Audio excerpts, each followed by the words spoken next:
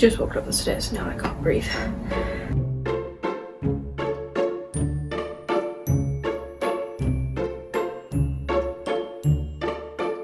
Hello, welcome to my video on the history of ME/CFS. I had this idea and I could not stop thinking about it, so I ended up staying up 3 hours one night past when I wanted to go to sleep just researching, because this is something I'm really passionate about. I've split this video up into 2 parts, purely just because of the amount of content, and to just make it a little simpler to watch, as I've split it into 2 clear parts, one being the 19th century and backstory on ME/CFS, and then one covering the 20th, 21st century and long COVID. So welcome to part 1. If you do know what ME/CFS is, or myalgic encephalomyelitis or chronic fatigue syndrome, then welcome. I'm happy to see you here.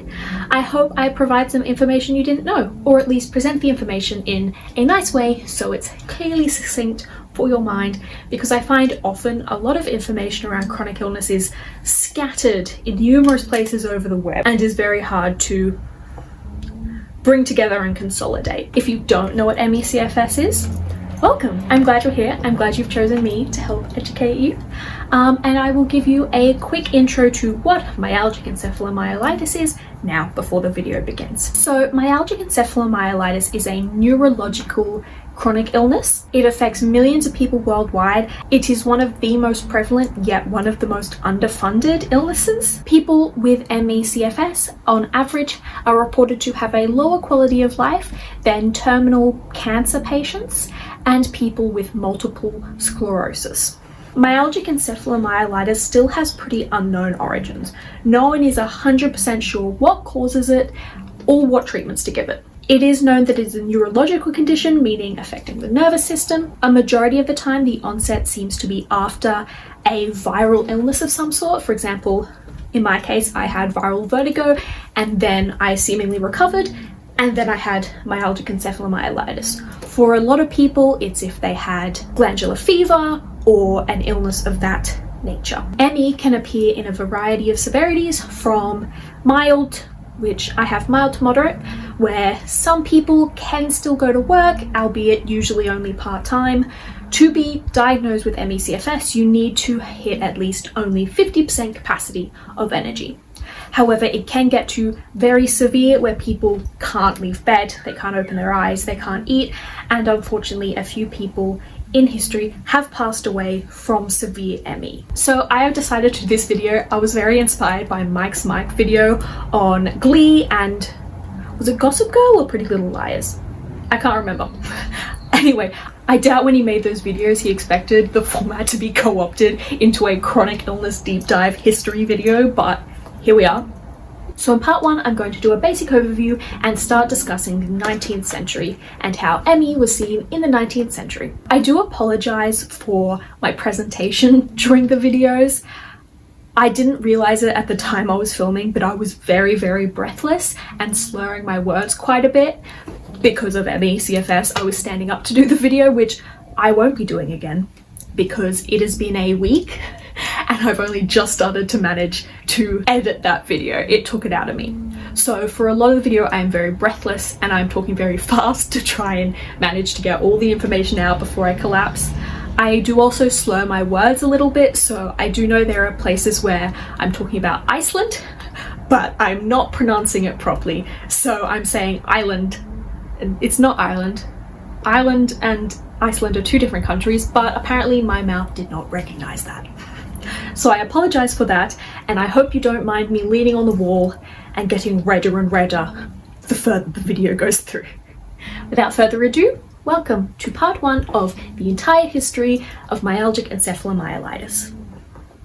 Hello, welcome to the entire history of myalgic I'm not wearing any makeup because I need to preserve as much energy as possible to be able to do as much of this as possible.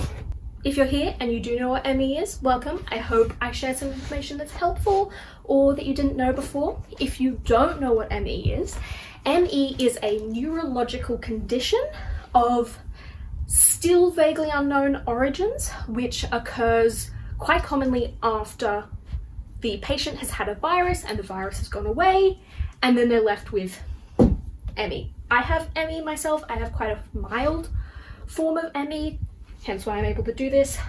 This is still a struggle though. ME is a highly disabling disease and one of the most underfunded diseases in the world, despite it affecting more people than multiple sclerosis. Patients with ME are reported to have a lower quality of life on average than cancer patients and terminally ill patients. The majority of the research I have here is in relation to epidemic ME. So there are two ways that ME can be caught. There is epidemic, meaning multiple people get it at one time from presumably a single origin, or sporadic, in which case just one person gets it here, one person gets it there. Majority of ME cases are sporadic. Epidemic is the outlier. However, the majority of research that has been done in the past that we can link to ME has been epidemic, because sporadic cases were just so, you're fine, go to an institution, that sort of stuff. There are 75 recorded cases of epidemic ME in history as far as we are aware currently, and I will take you through some of the most important and I guess just the history, a general overview. There are 75 recorded cases of epidemics that we now believe to have been myalgic encephalomyelitis. However, the majority of them, when they were happening, they were diagnosed as something else. So the symptoms of ME, we have all 75 epidemic cases of ME started with the same set of symptoms, and researchers look for these symptoms when deciding if a past epidemic could be considered to have been ME. We have flu-like symptoms, low-grade fever, symptoms of upper respiratory tract infection, gastrointestinal distress, and sore throat. These are the beginning stages of what all epidemics kind of start as. These illnesses then continue with muscle fatigability, myalgia, which is muscle pain, neuralgia, which is nerve pain, ataxia, which is loss of full control of bodily movements, muscle weakness, sleep disturbances. Autonomic symptoms refer to symptoms that involve the automatic nervous system. So things that are controlled by the automatic nervous system are things like your eyes dilating, your blood vessels constricting when you stand up to keep the blood going the right direction, heart rate, several other things like that. So that's what autonomic symptoms means. Severe headache, stiffness of the neck and spine, cognitive symptoms, which includes lack of concentration, memory loss, fuzzy memory, brain fog, those sorts of symptoms. Sensory symptoms, which includes sensitivity to light and sound, as well as paresthesia, which is abnormal sensations of the fingers and toes, for example, pins and needles, and hyperesthesia, which is basically a sensitivity to touch. All touches are exacerbated. Tender lymph nodes, spleen, and or liver, and most notably, post-exertional malaise. These are the basic symptoms that need to have been seen in past epidemics for researchers to now consider them part of the myalgic encephalomyelitis category. The majority of these 75 outbreaks occurred in institutions such as hospitals, schools, churches, etc. It was clear that this disease was spread between people, not due to a contaminated food source, water source, or toxic chemical. All of the outbreaks tended to occur in summer months. In many cases, women were affected more than men, but that was not the case in all of them. The most affected age range was people in their 20s, and Melvin Ramsey, who we will get to later,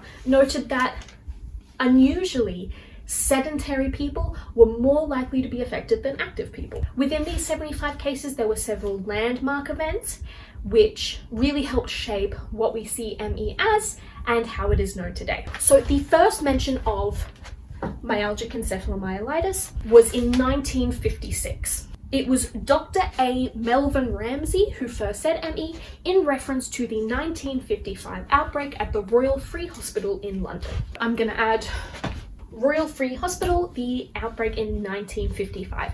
I have not put that at the top because despite it being the first mention of ME, retroactively ME has been put onto labels several outbreaks before this. This is also when I am going to introduce Dr. Melvin Ramsey.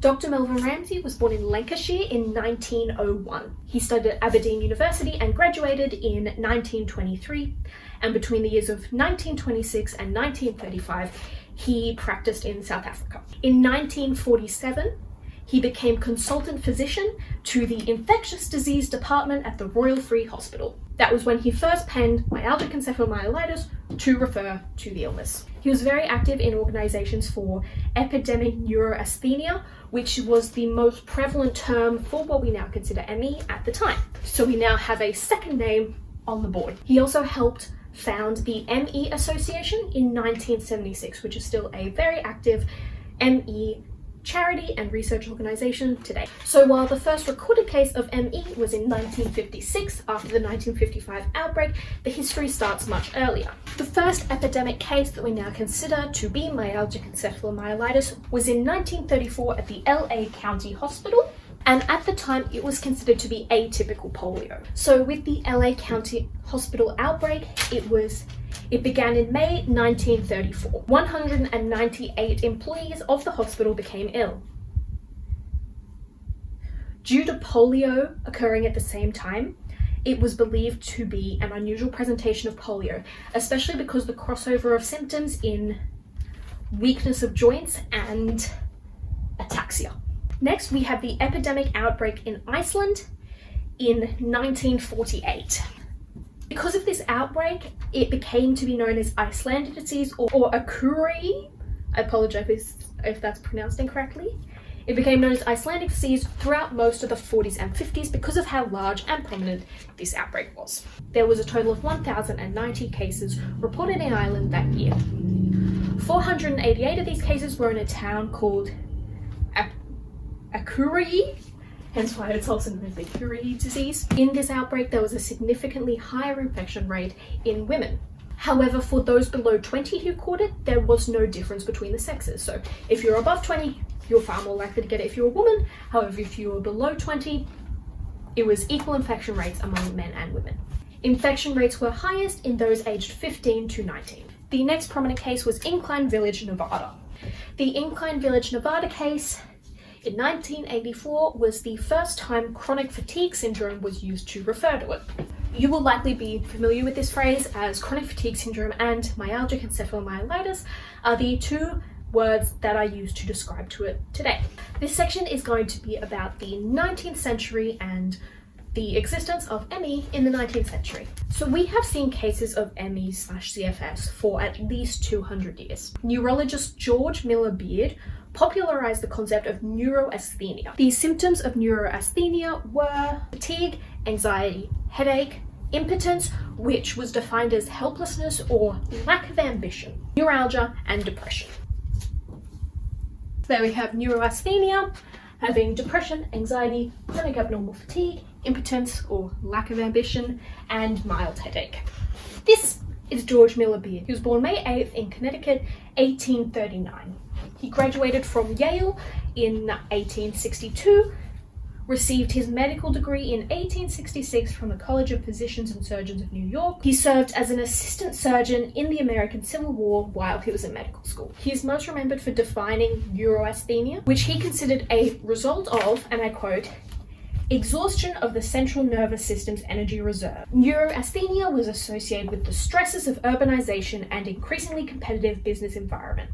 Basically, people were trying to achieve more than their constitutions could bear, which is very 1800s thinking, but at the time was quite groundbreaking research, and it still does have some applications today. Typically, achieving more than their constitutions could bear was followed by a short illness which the patient had seemed to have recovered from. He was also known for researching jumping Frenchman of Maine disease, which is a startle reflex disorder, and he published extensively on electricity as a medical treatment. One very important thing about George Miller Beard, he did champion early law reforms for people with mental illness. He was one of the first people to put forward not guilty by reason of insanity as a legal proceeding. Or, according to Yale, he championed the rights of the insane, which is a lovely way to put it, but he did do some good work. He passed away at the age of 43 or 44, sources differed on that fact. Now in 1871, American physician S. Weir Mitchell attributed neuroasthenia to demands of modern life. I don't have a little sticker for Mitchell because this is kind of the only thing he does, and there wasn't much other information that I could find about it. Now, Mitchell recategorized neuroasthenia as a psychological disorder. He recategorized it as a psychological illness rather than a neurological one, as George Miller Beard first presented it. He defined neuroasthenia to be chronic abnormal fatigue, moderate depression, inability to concentrate, loss of appetite, insomnia, headaches, muscle aches, dizziness, weight loss, irritability, inability to relax, anxiety, impotence, again, lack of ambition, lethargy, insomnia, hypersomnia, racing heart, and excessive sweating. So a lot of what we have already seen here, but this was presented as kind of a catch-all for if you have any of those symptoms, neuroasthenia. So we're adding on these symptoms to the board. The diagnosis of neuroasthenia remained popular well into the 20th century. It was seen as behavioral or psychiatric condition. It was used as a catch-all for any discomfort, unexplained illness, or unhappiness that a patient was experiencing. The diagnosis was mostly abandoned in 1990.